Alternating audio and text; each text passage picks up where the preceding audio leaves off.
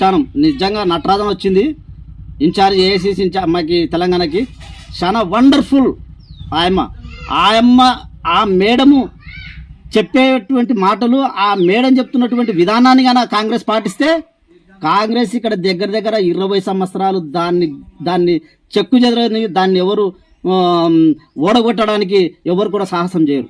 అటువంటి ఆ మెథడ్స్ ఉన్నటువంటి ఆ నటరాజన్ మనకు వచ్చింది కాబట్టి ఆ నటరాజన్ ఆలోచన విధానాలతో మనం కనుక ముందుకు వెళ్ళినట్లయితే ఖచ్చితంగా ఈ కాంగ్రెస్ ప్రభుత్వం ఇంకొక 20 సంవత్సరాలు తెలంగాణలో ఉంటుంది. ఆయన మాటలు వినకుండా, లేదంటే మాదే రాజ్యము మేమే చేసి చెప్పింది వేదము, లేదంటే ఏదో ఒక్క ఏం తెలనోళ్ళో, లేదంటే ఇంకోటి ఏదో నాకు జయగొట్టేతోళ్ళో, లేదంటే నా మాట వింటారు, నేను చెప్తే విజిలేస్తారు, నేను చెప్తే ఉరుకుతారు, నేను చెప్తే దుంకుతారు అనేటువంటి వాళ్ళని గాన పెట్టుకొని గాన మీరు ఎవరైనా సరే నాయకులైనటువంటి వాళ్ళు అటువంటి వారి ద్వారా ఓట్లు పడవు.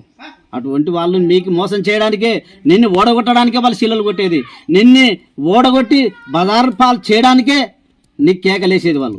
కాబట్టి దయచేసి అటువంటి వాళ్ళు కాకుండా నీతి నిజాయితీగా ఊర్లో ఎవరైతే ఉన్నారో 10 ఓట్లు ఎవరైతే మరి వాళ్ళకి అవగాహన కల్పించి ప్రభుత్వం సంబంధించినటువంటి పథకాలను అవగాహన చేసి